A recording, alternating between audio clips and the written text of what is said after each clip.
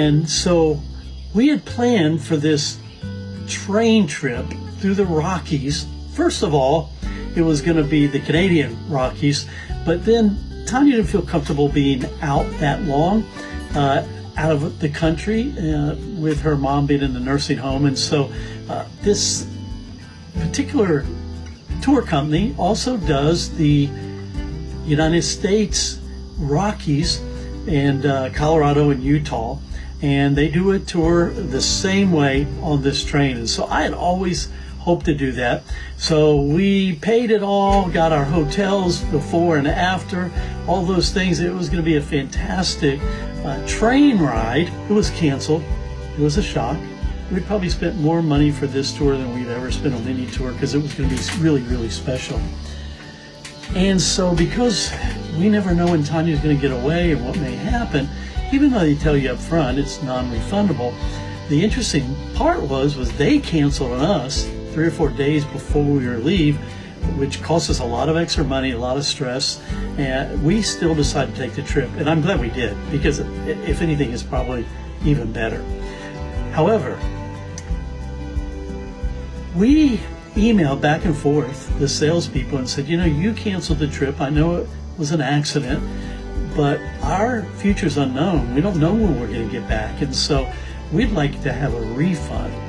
Well, after about 4 days of back and forth, I basically was just ready to give up and let them keep our money, and we would try to hopefully take the trip later. At the end of day 2, we stayed at this historic hotel, which we would have stayed at on the train. And it was a beautiful little city, one I'd never seen, even though I've been to Colorado a lot. And we stayed there, and interesting enough, we see the Mountaineer pulling in literally within 5 minutes of us.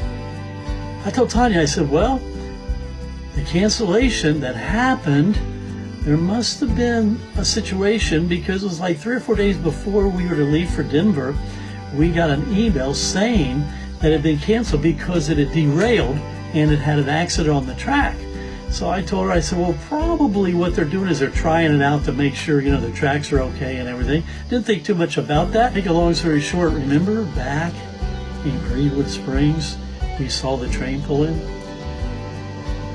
Well, this is crazy. 200 people got off. We did our best to find out what in the world was going on. I thought it was a practice run. No, it was the real run, and we had been canceled. I couldn't believe it. What's the odds that we would have stayed there and been there as it pulled in? Not very much.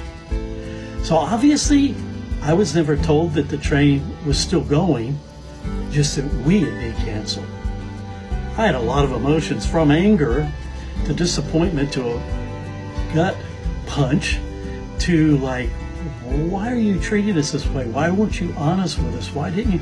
So I couldn't go to sleep that night without shooting an email to the sales department and saying, hey, I just saw this train you told me was canceled, and I feel like you were deceitful and, yada, yada, yada.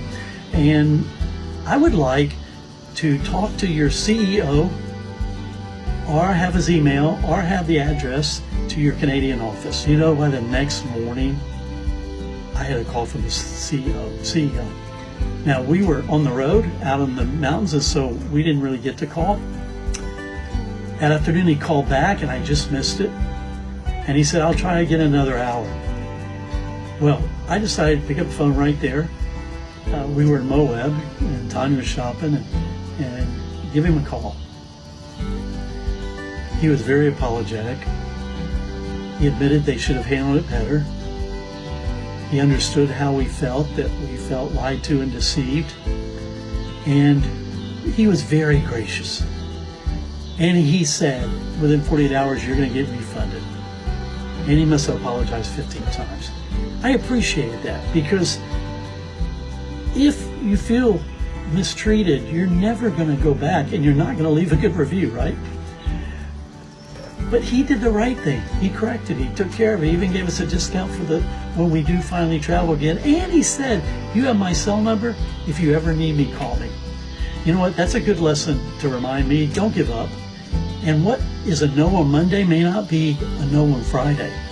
So don't just take the first no And as I told the salesperson, I said, I should have started at the CEO when I realized you guys weren't able to really help. So anyway, that's the story about the train tour that never happened.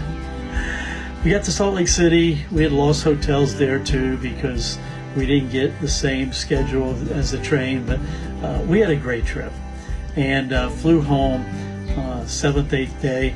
It was just great.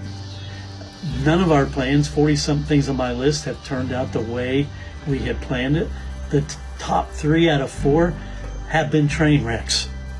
Not literally, but none of them have worked out. And I'll be talking about those in future episodes. I think it's next week sometime I'm going to be sharing about some thoughts on my final youth camp after almost over 50 years. So anyway, thanks so much for joining. Thanks for your patience of listening to me and dealing with me. And I can't wait to keep sharing with you all summer. God bless you. Please like and subscribe. Maybe even share it with someone else. Have a great day.